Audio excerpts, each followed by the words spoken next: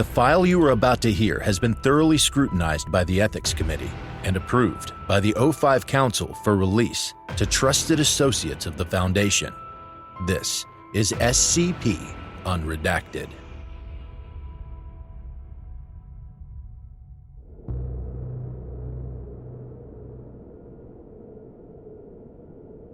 Item number SCP-3247. Object Class Euclid. Special Containment Procedures. Foundation personnel are forbidden from visiting the White Mountains for non-work reasons. Foundation personnel within the White Mountains should stay within a vehicle or other shelter whenever possible, keeping an inventory of any personal effects. No items outside this inventory should be interacted with.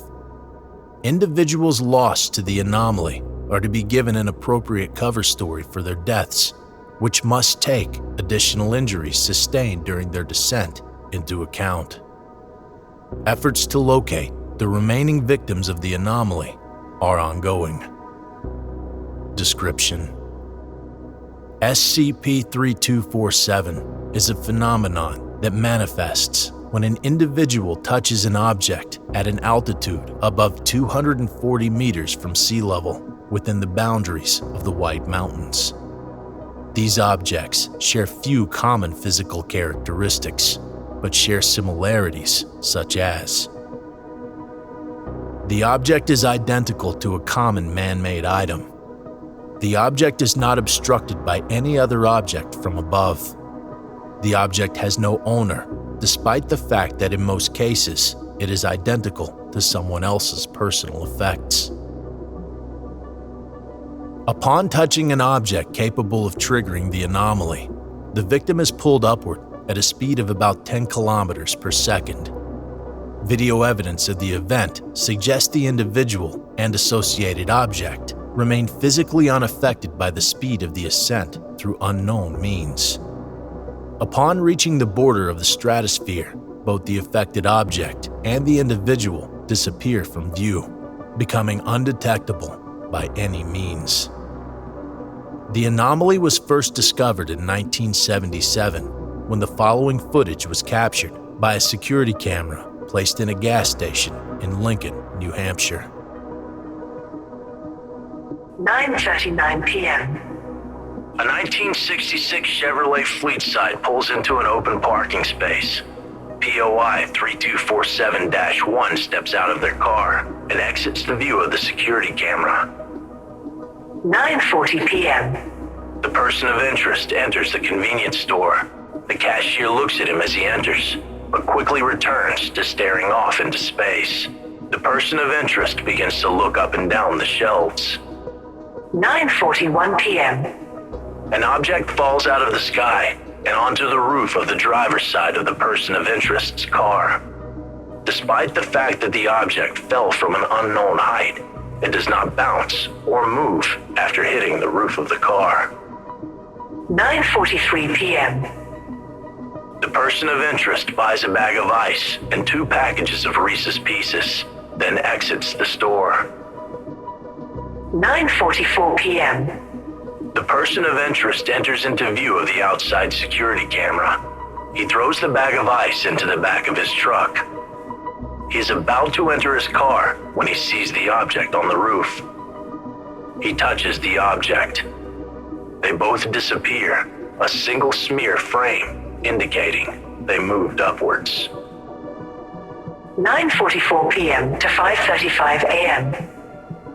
There is no movement.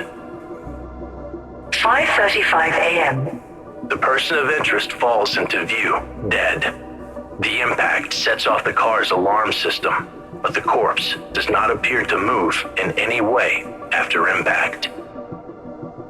The corpse of the person of interest was discovered several hours later by a convenience store worker who reported it to the police. The case was flagged by Foundation agents embedded within state law enforcement, who recovered the body and security camera footage. Upon investigation of local police records, similar reports were found dating as far back as 1948.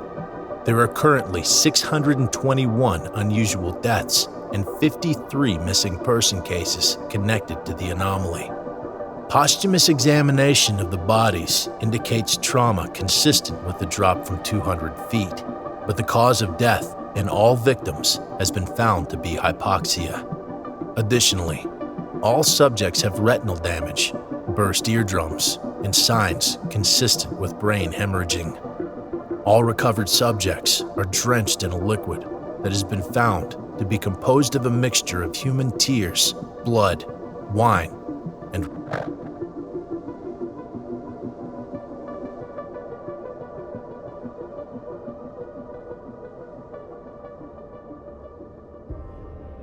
Thank you for listening. If you like what you hear, join my Discord community, hire me on Fiverr, or help support me by becoming a patron for as little as $3 a month. Regardless of tier, all patrons get early access to every single episode. The links are in the description. I don't have the talent it takes to write a skip. All I do is read. Original authors make this podcast possible, so credit to the original author.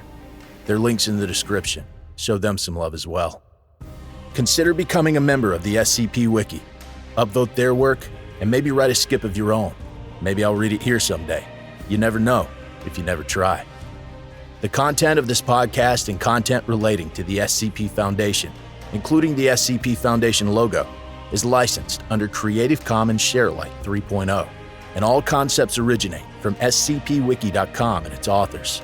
This recording, being derived from this content, is hereby also released under Creative Commons Sharealike 3.0.